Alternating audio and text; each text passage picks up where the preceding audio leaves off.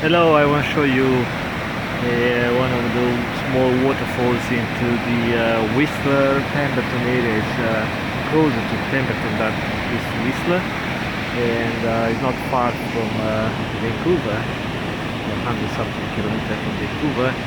So this is a winter time recording, and I want to show you what's about. There's no much snow this year, but it's enough to make the area very slippery. Lots of ice from the steam that is being produced by this waterfall. So it's not a big of a waterfall. You can see a a cross that remind people to stay away from the cliffs.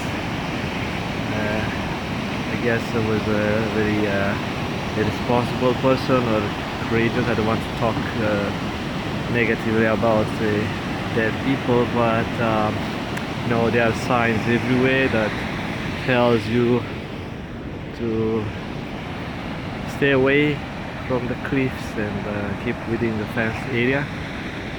So you should follow that type of warning system that we put in place for you, and enjoy the waterfalls. And you see the volcanic rock over there. Those big rocks are made of old lava.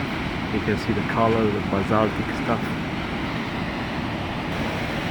And here is a description of the fall formation.